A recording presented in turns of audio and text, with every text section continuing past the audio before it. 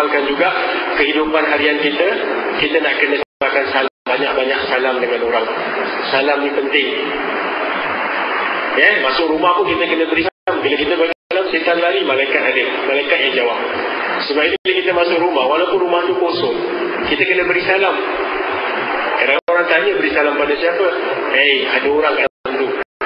Dia jawab, dia tak dengar. Siapa yang jawab? Malaikat yang jawab.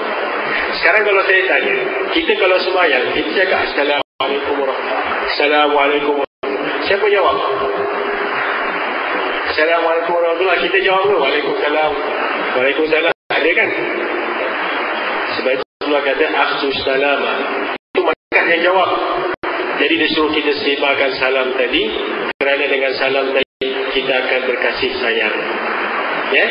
Jadi saya rasa itu yang dapat saya cover untuk hari ini. Dan ada lagi, akhir sekali lah saya nak sebut dekat sini, kita mesti sifat untuk memaafkan orang lain. Itu very important.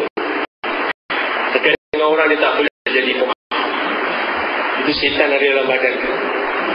Rasulullah kata orang yang paling kuat bukanlah badan dia besar. Bukan dia boleh banting orang, dia boleh picit orang, dia boleh cekik orang, dia boleh pukul orang. Itu orang kuat.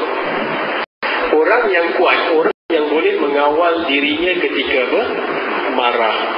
Mungkin dia marah, dia lupa, dia tak ingat. Tetapi lepas tu dia dah balik, mungkin kesilapan dia tak maaf. So jadi itu maknanya orang yang yang kuat. Tapi kalau orang kuat dia banting orang, dia picit orang, itu Rasulullah kata bukan kuat. Dan lagi satu, pernah dalam sejarah Rasulullah SAW datang kepada satu orang wanita yang suaminya meninggal dunia. Rasulullah kata sabar. Dia kata dengan Rasulullah, kau tak menghadapi macam mana aku hadapi? Macam mana kau nak kata sabar-sabar? Aku dah meninggal suami, kau kata sabar-sabar. Kemudian sahabat-sahabat kata kepada wanita tersebut, kau kenal tak siapa yang kau kata tadi cakap dengan macam tu? Tak kenal. Itulah Rasulullah. Dia bila dengar Rasulullah terus nak pergi jumpa Rasulullah, nak minta maaf, nak sabar pada ketika itu. Kemudian dia jumpa Rasulullah, Rasulullah kata sabar bukan sekarang, sabar diri. Tapi kalau ada 2 hari awak nak sabar, tak payahlah. Itu tak ada erti kesabaran yang ada. Jadi sabar tu maknanya bila berlaku satu musibah, satu kemalangan, pada ketika itu kita sabar. Itulah yang dikatakan sabar. Bila kita sabar, insyaAllah setan patah tulang.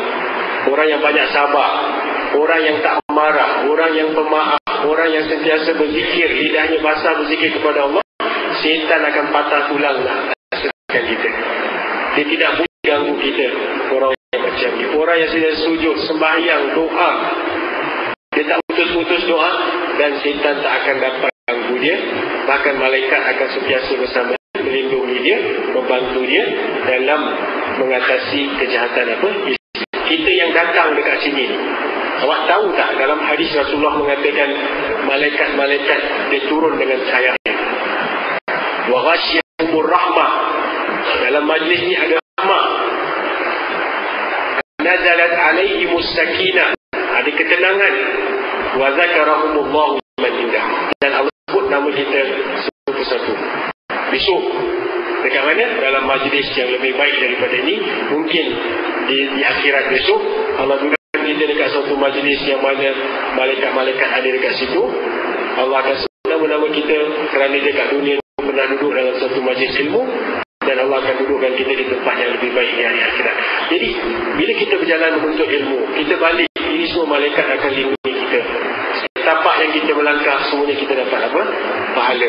Setiap sembahyang yang kita lakukan, setiap tapak yang kita pergi dekat masjid ini semua menjadi saksi di hari akhirat kelak.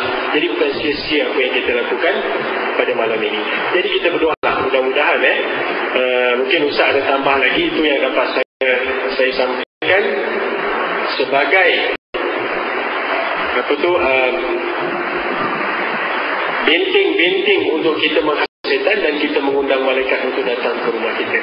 Jadi mudah-mudahan kalau kita dapat lakukan itu, malaikat akan datang ke rumah kita, hidup kita aman dekat dunia. Walaupun rumah kita kecil, walaupun rumah kita tak semewah, kita tengok orang yang besar-besar, tapi hidupnya tak aman. Jadi kita prefer kalau rumah kita kecil, tetapi kita hidup aman. InsyaAllah ke akhirat kita dapat tempat di sisi Allah. Itu yang penting. Alhamdulillah, kita sambung sekejap lagi. InsyaAllah tak apalah sekali lewat sikit. Jadi beberapa perkara kita lihat di sini. Kenapa rumah tangga boleh terganggu? Kadang-kadang rumah tak kelihatan, seks semua tak kelihatan. Tapi kenapa jadi terganggu? Sebab dia kawan dengan orang macam syaitan. Ini masalah. Saya teringat masa saya mengajar dulu. Saya mengajar di Singapura ni lama dah, 2 tahun. Saya mengajar luar unit dan mengajar dah. Sampai saya pergi Mesir, balik saya mengajar. Jadi, setiap hari, apabila mereka belajar ilmu fiqh, dari salah satu pusat pengajian di sini, fiqh tu tak menjadikan mereka fakir. Fakir jauh lah, maknanya tak menjadikan mereka tu tunduk dengan ilmu. Tapi ilmu yang mereka pelajari, apa digunakan untuk tidak dengan ustaz dia yang lain. Belajar ilmu 4 mazhab, dia minta ustaz dia dah lama dihormati. Dia kata ustaz ini pakai mazhab Syafi'i, kata dia. Ini tak kuasa. Apa kita nak ada mazhab ni semua, kata dia? Dia kata mazhab-mazhab ni macam orang Kristian, kata dia. Ada mazhab Protestan lah, ada Seven Days lah, ada. Jadi saya heran masa saya berpulang di Mesir, saya terperanjat.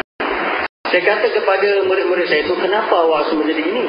Awak jadi ilmu, patutnya ilmu makin tinggi, kita makin tunduk kepada kita. Tapi sebabnya dengan ilmu yang ada dalam beg dia tak seberapa besar, dibawa ketiak dia yang tak begitu wani, dia bawa ilmu tu, dia nak berdebat dengan saya, dia debat dia. Padahal saya ajar dia dekat 10 tahun. Sebab saya, dia kata ustaz kata apa ni babi ni apa, ustaz kata daging babi ni najis mughallazah. Mana ada dalam Quran, kata dalam Quran cuma kata hadis kata daging. Wah, dia berdebat. Saya kata itu bukan pendapat saya, itu pendapat ulama Syafi'i dan juga mana-mana mazhab Syafi'i yang merupakan ulama-ulama besar. Yang mana ilmu kita setitik pun tak lawan mereka, saya kata. Jadi ini satu musibah dulu. Apabila dia bawa balik ke rumah dia, kecut. Ini satu pecah dulu rumah tangga. Suami ambil uduk, dia dah nak semai dengan isteri dia, nak semai dia cium bini dia. Bini dia mengamuk, ambil uduk lagi. Sebab apa? Bini kata saya belajar batal. Kata dia belajar tak batal. Gaduh. Jadi ilmu tadi tak ada manfaat. Satu. Lepas tu saya dengar lagi beberapa wanita lagi bercakap. Saya dengar dah lama ni, banyak kumpulan saya dengar. Sebab saya lama kan selalu sini dan saya ramah. Jadi orang tua saya dia kata, kata dia, kita ni orang perempuan, kata dia, kita tak ada hak tau. Kalau lelaki boleh ceraikan kita talak 1 sampai talak 3, kita orang perempuan pun boleh ceraikan lelaki kita dia. Dengan fasah, kata dia. Sebut muzalah, dia kata fasah, kata dia. Jadi, ini tu paling besar. Sebab, wahai wanita, apabila kamu pelajari ilmu bab nikah, ada khulu, ada fasah, ada bau talak macam ni, bukan bermakna supaya kita pergi ke arah itu.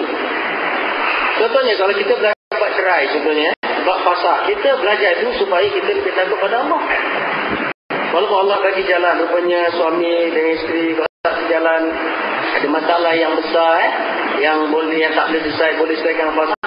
Tapi saya dengar perbualan wanita tadi, semua kata, kau kalau laki kau gini, kau tak susah, kau pergi tak fasah, tak ada hak. Jadi semua adalah ucapan syaitan. Jadi ilmu itu bukan tujuan untuk itu. Ilmu itu diajar untuk supaya wanita berhati-hati, supaya lelaki berhati-hati, jangan sampai terlalu di rumah tangga sampai ada mohon dan sebagainya. Itu tujuan. Ini penyuluh. Bukan ilmu itu penjempit. Ini tidak. Kumpulan itu balik saja dari lelaki ini salah. Terima aku lelaki dia. Sedangkan dalam bahasa itu ialah cacat enam lelaki.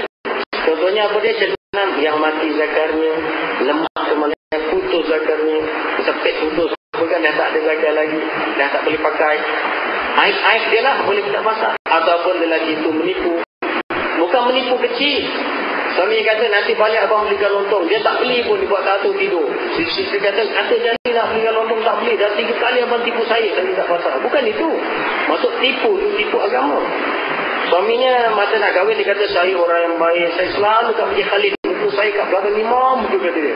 Sekali kahwin, muka dia kat mana? Dekat Jelang, dekat Kedah sana. Ini tipu yang macam gini yang boleh pasal. Juga sekadar suami tipu tak belikan murtabak, suami tipu tak kasih duit cukup, kata nak bagi 500, gaji semua kasih 400. Itu semua benda yang boleh kita toleransi. Mana ada orang tak buat silap, mana suami tak buat silap, mana ada isteri tak buat silap. Kalau malaikat dibagi nafsu pun buat silap. Itu saudara, saya ingatkan kepada penuntut ilmu di sini, kaum lelaki atau kaum wanita,